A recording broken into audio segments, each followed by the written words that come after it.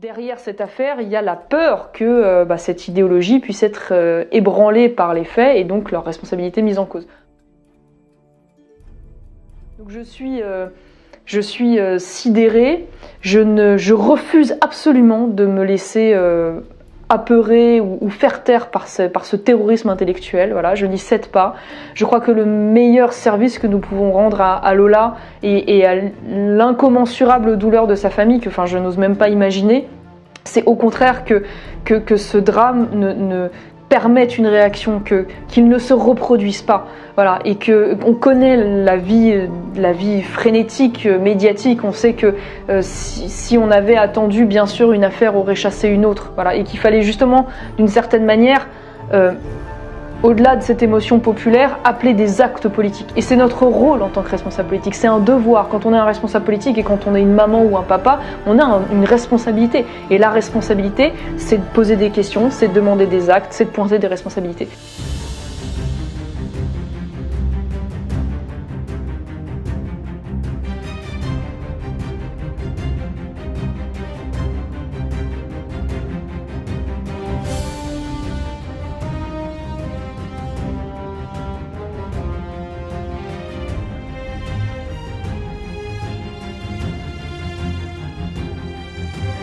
Bonjour Marion Maréchal. Bonjour. Vous êtes vice-présidente de Reconquête, vous êtes ancienne députée Front National du Vaucluse.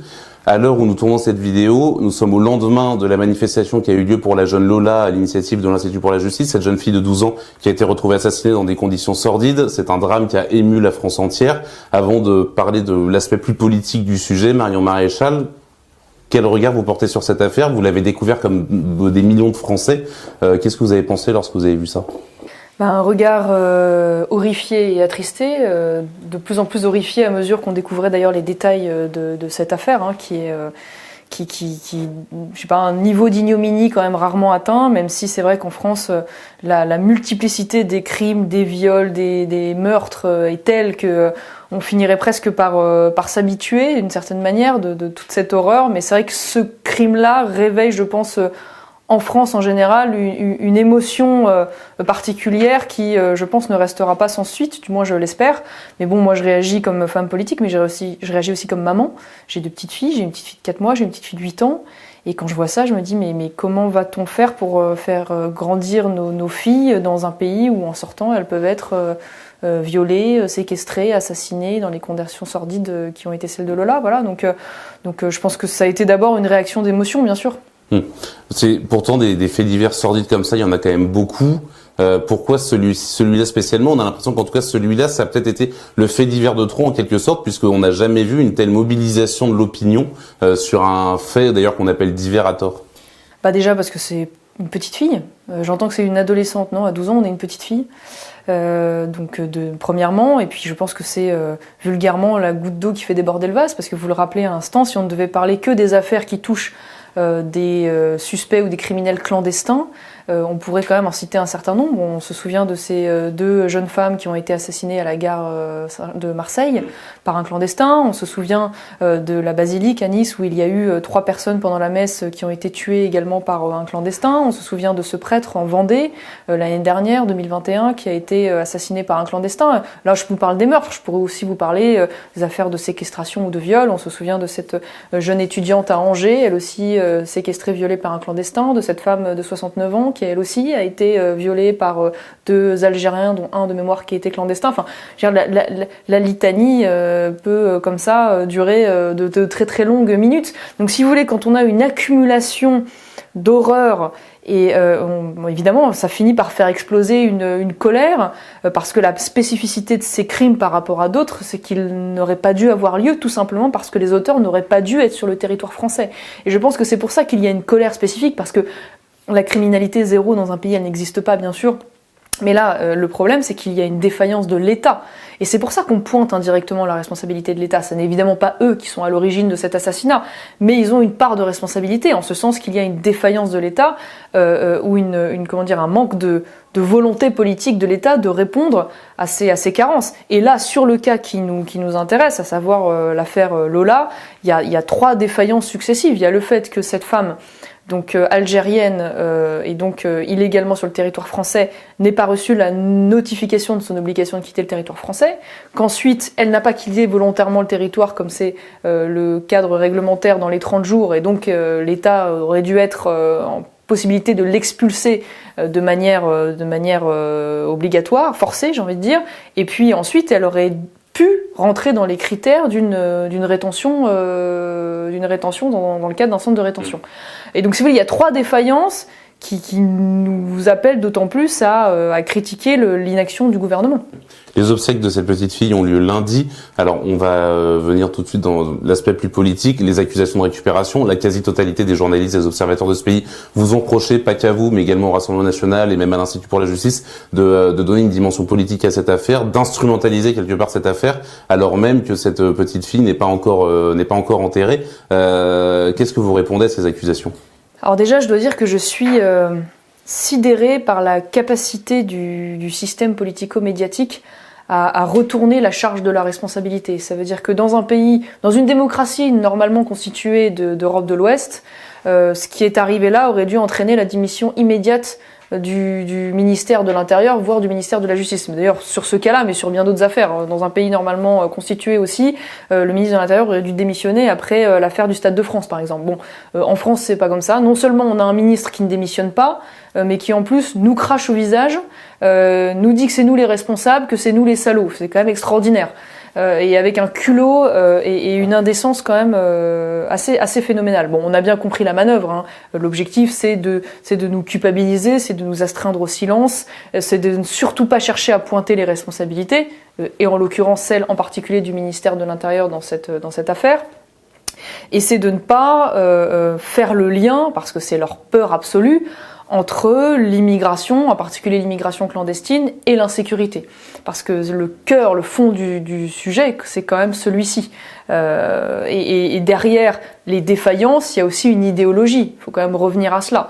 L'idéologie qui prédomine aujourd'hui, y compris dans ce gouvernement, puisque, en tout cas, derrière les déclarations, si je m'en tiens aux actes, on voit bien qu'ils communient tous à cette idée, finalement, que l'immigration est une chance pour la France, qu'il n'y a pas de lien entre immigration et insécurité de manière structurelle, que le multiculturalisme est une aubaine pour la société, que finalement la dénatalité française n'est pas un sujet tant qu'on peut importer des migrants, y compris dans les campagnes, pour revitaliser les territoires, comme ils disent. Voilà, donc en fait, derrière cette affaire, il y a la peur que cette idéologie puisse être ébranlée par les faits et donc leur responsabilité mise en cause. Donc je suis sidérée, je refuse absolument de me laisser apeurer ou faire taire par ce terrorisme intellectuel. Voilà, je n'y cède pas.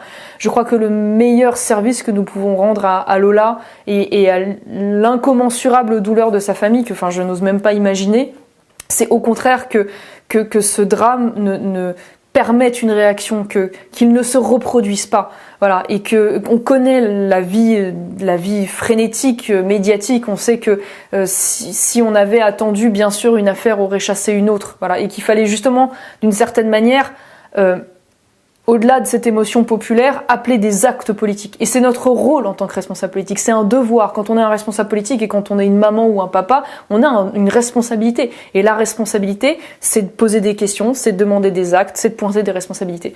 Donc je ne vois pas ce qu'il y a eu d'indécent à cela. Voilà, l'indécent, c'est ceux qui veulent pas qu'on agisse et qu'on parle justement. Pour autant, Marion Maréchal, il y a donc vous saviez que tout le monde scrutait la moindre réaction à cette affaire, qu'il y avait une énorme pression vis-à-vis de tous ceux qui voudraient justement donner une dimension politique à cette affaire. Néanmoins, un salarié de Reconquête a quand même réservé les noms de domaine Justice pour Lola ou Manif pour Lola, je ne sais plus.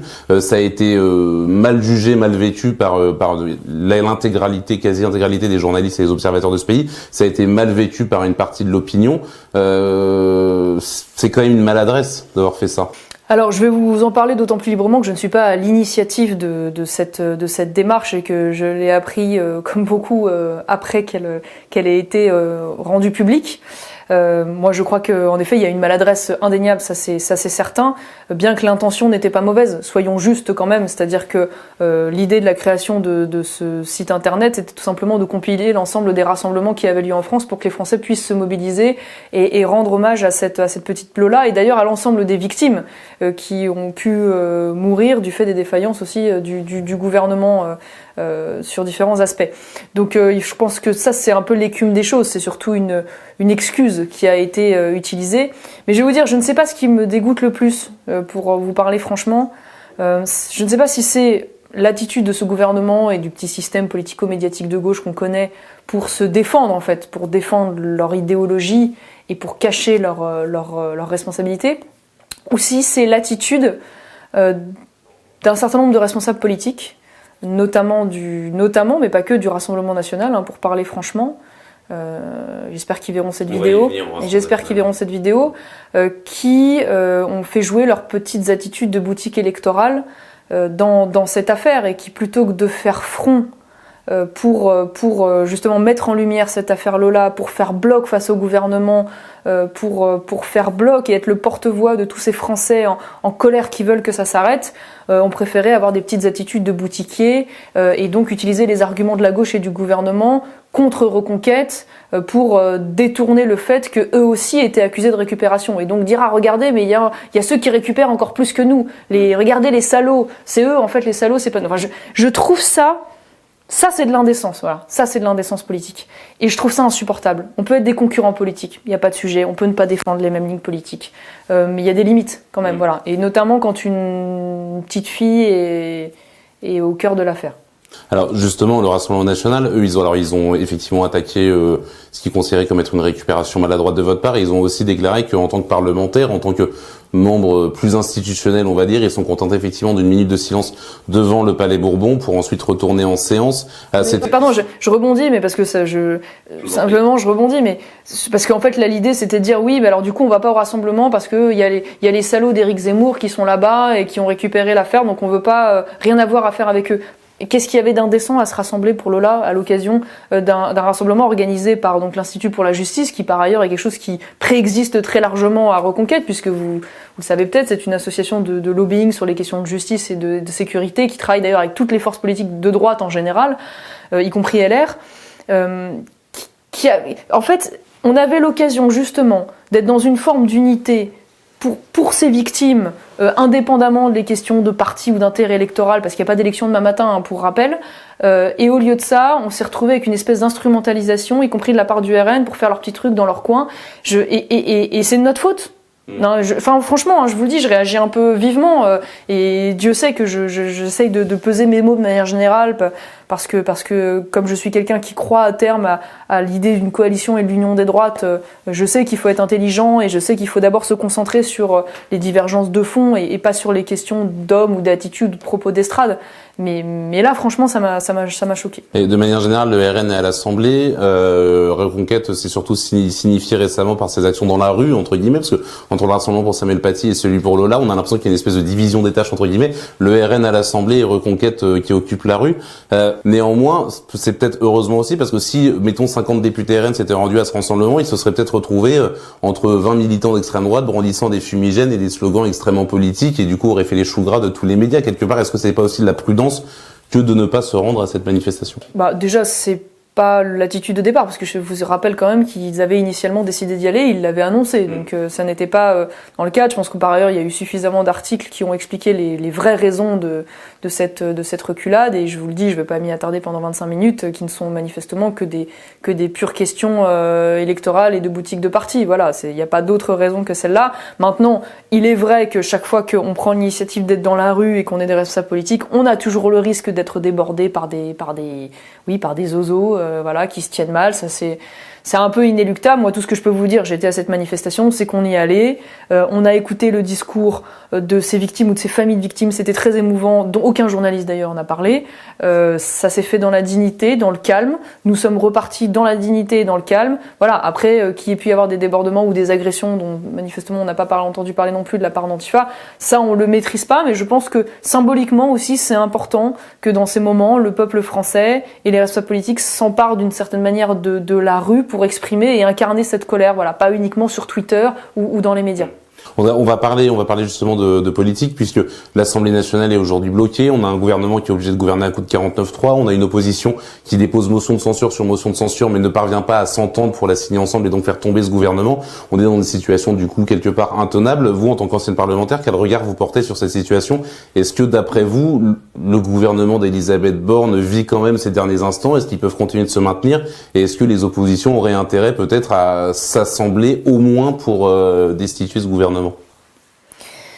Je ne crois pas que le gouvernement vive ces derniers instants, pour une raison simple, c'est que personne aujourd'hui n'a intérêt à une dissolution, ni la majorité relative d'Emmanuel Macron, qui n'est pas sûr de pouvoir retrouver ses billes s'il y avait une réélection aujourd'hui du Parlement, de l'Assemblée, pas même le RN, qui n'est pas garanti de pouvoir maintenir ses positions ou de faire mieux, et pas même la NUPES. Voilà. Donc pour toutes ces raisons-là, je suis un peu dubitative à l'heure où on parle, en tout cas. Et LR encore davantage, oui, mais c'est vrai que comme ils sont un peu plus anecdotiques aujourd'hui à l'Assemblée, c'est plus je parle des forces principales. Donc c'est vrai que je suis un peu dubitative sur le fait qu'aujourd'hui il puisse y avoir une dissolution à court terme. Ce que je vous dis là vaut pour à l'instant T. Il n'y a pas d'ailleurs de raison de dissoudre tant que on peut gouverner, c'est-à-dire que tant que des majorités sont trouvées, il n'y a pas de raison de dissoudre. On ne dissout que quand on est face à un blocage véritable et que on n'arrive plus à trouver des majorités, que les textes ne peuvent plus être votés. Donc là, c'est logique qu'il y ait un retour aux élections. Tant qu'on n'est pas face à cette situation, il n'y a pas de raison. Sur l'histoire du 49-3, je ne vais pas vous dire que je m'en félicite, parce qu'évidemment, on n'est jamais ravi que les débats parlementaires soient escamotés, d'autant plus quand on a un président qui, en parallèle, nous fait le grand show en permanence des grandes conventions citoyennes, des grands débats, de la démocratie participative, de tous ces trucs complètement bullshit. Qui se finissent par faire taire finalement la seule véritable assemblée légitime qui est celle de l'Assemblée nationale. Donc c'est vrai qu'il y a une forme de paradoxe. Maintenant c'est un outil constitutionnel, j'ai envie de vous dire légal, qui a toujours été utilisé par toutes les majorités, que ce soit de droite comme de gauche.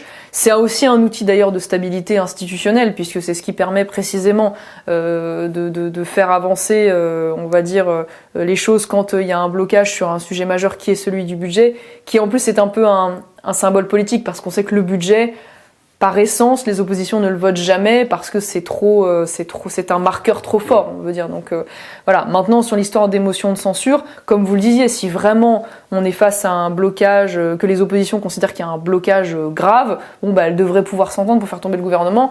Elles ne le feront pas pour des raisons aussi politiques, puisque derrière la motion de censure, c'est aussi le projet de gouvernement qu'on verrait derrière, qu'on vote. Donc c'est pas totalement illogique aussi qu'il y ait une difficulté à ce que le Rassemblement national vote la motion de censure de la NUPES et inversement. Alors on va revenir un peu sur Reconquête. Donc Éric Zemmour a perdu l'élection présidentielle, les élections législatives ont été un échec. On vous a vu revenir effectivement dans ces manifestations de rue. Néanmoins, la prochaine échéance électorale, c'est dans 2 ans, ce sont les élections européennes. Comment vous comptez survivre jusque-là, entre guillemets? Comment est-ce que vous comptez exister politiquement, surtout dans la mesure où on est dans une période extrêmement instable d'un point de vue politique, où tout peut se passer et en même temps rien ne peut bouger, quoi?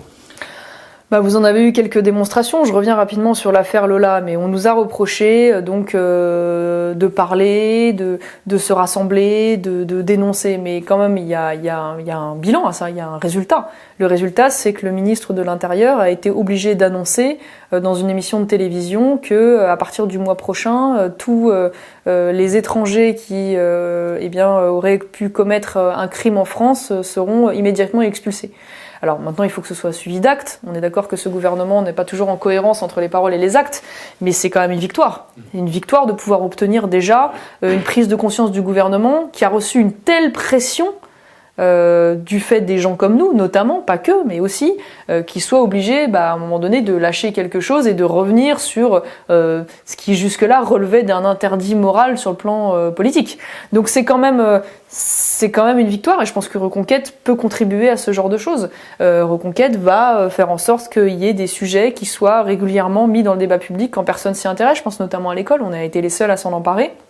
Depuis l'origine, très offensif sur la question précisément de l'offensive islamique. Donc c'est un sujet avec la création de parents vigilants notamment pour associer les parents, les témoignages de parents et régulièrement remettre sur la table cette problématique du grand endoctrinement à l'école, des dérives idéologiques, de l'offensive islamique bien sûr, des atteintes à la laïcité.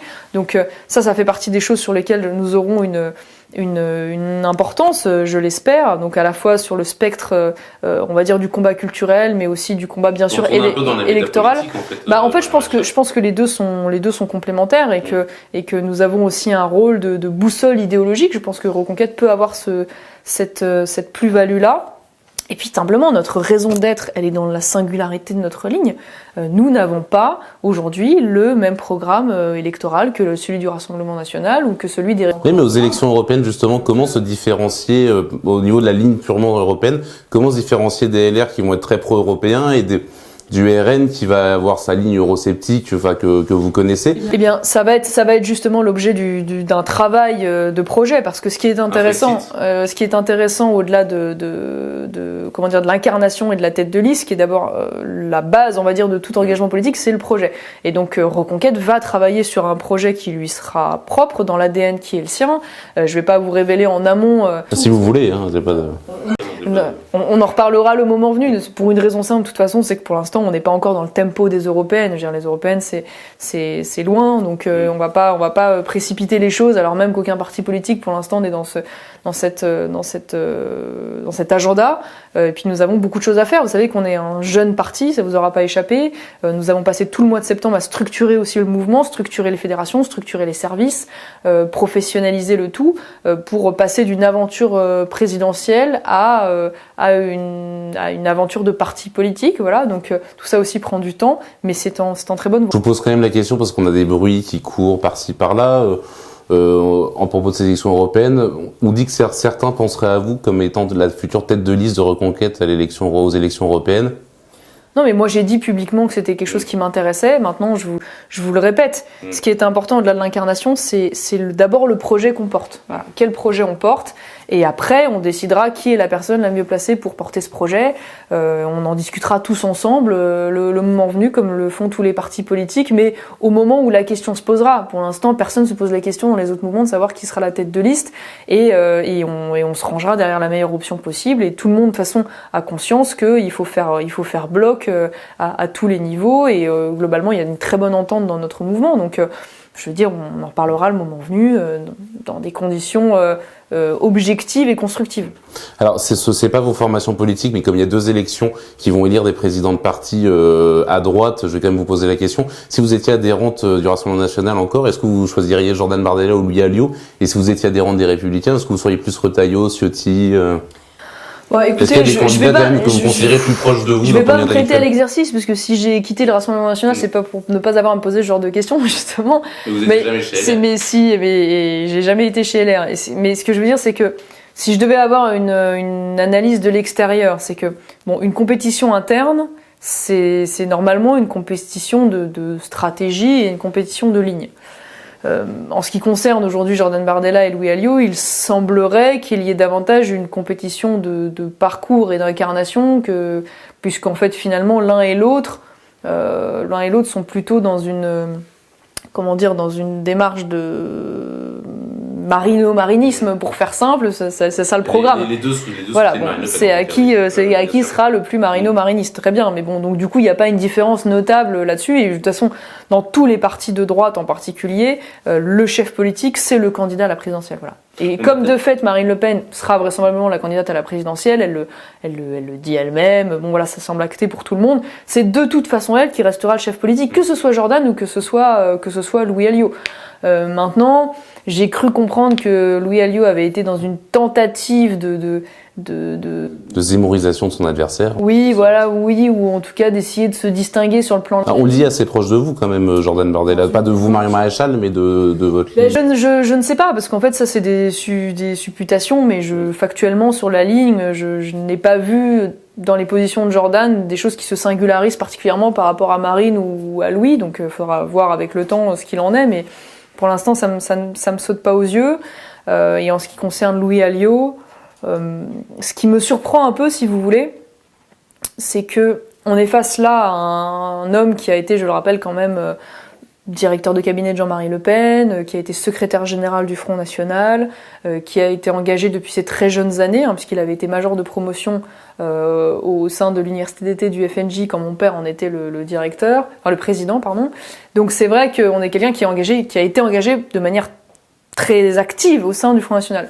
Donc l'entendre dire aujourd'hui que finalement, le Front National d'avant, c'était quand même une mauvaise ligne, hein, une mauvaise position, que Jean-Marie Le Pen faisait peut-être des bons diagnostics, mais qu'il a toujours apporté des mauvaises solutions, je trouve ça surprenant. Voilà, je peux pas vous le dire autrement, d'autant plus pour quelqu'un qui, en ce qui concerne différentes personnes à Reconquête, a passé son temps à faire des leçons de morale, des leçons de droiture.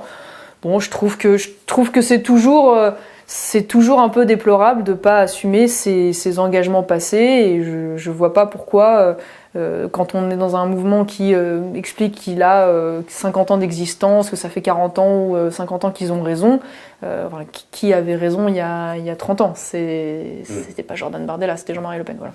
Et Bruno Retailleau, Éric Ciotti. Et Bruno Retailleau et Éric Ciotti, je trouve que quand on regarde les deux profils, il y a des choses intéressantes dans les deux profils. Le problème, c'est que quelle est la marge, parlons franchement, quelle est la marge politique pour les Républicains? Quand on écoutait Nicolas Sarkozy avant les élections, qui a appelé à voter Emmanuel Macron, ou qui a en tout cas appelé son parti, les Républicains, à rejoindre Emmanuel Macron, il y avait une forme de cohérence. Je dis pas que je suis d'accord, hein, mais il y avait une forme de cohérence. Parce qu'en fait, les Républicains aujourd'hui, il y a deux options. Soit ils choisissent l'union à droite, et ils sont une des composantes avec leur singularité d'une grande coalition de droite à l'italienne, un peu comme Berlusconi avec le centre-droit l'a fait avec Meloni, qui pourrait être l'équivalent de Reconquête, et avec Salvini, qui est donc l'allié de Rassemblement National. Soit ils choisissent de s'intégrer dans la coalition avec Emmanuel Macron, et donc ils captent de l'intérieur, si je puis dire, le patrimoine macroniste, en espérant pouvoir tirer leur épingle du jeu dans les années à venir. Mais il n'y a pas de troisième voie, j'ai envie de dire. Il n'y a pas d'espace entre les deux. Donc c'est vrai que je suis un peu dubitative quand je vois des Bruno Retailleau et des Éric Ciotti vouloir jouer l'antimacronisme, et dans le même temps, parmi les premières déclarations à faire, en disant jamais d'union à droite, on travaillera jamais avec des gens comme Reconquête. Et le problème, c'est que on voit bien qu'ils sont tétanisés par cette idée de perdre leur aile modérée, en se disant que si jamais ils cassent un peu les codes ou les interdits des anciens, il va y avoir une fuite en avant vers Macron. Donc je suis un peu une fois plus, il y a des choses que je trouve intéressantes chez l'un et l'autre, et il y a évidemment des points de convergence avec quelqu'un comme Éric Ciotti notamment, mais voilà, j'ai envie de dire, j'attends de voir vraiment si il y aura une révolution. J'en suis pas sûre, malheureusement. Dernière question, Marion Maréchal, pour conclure cet entretien. Vous étiez jusqu'à récemment directrice de l'ICEP, ça vous manque pas trop? Si.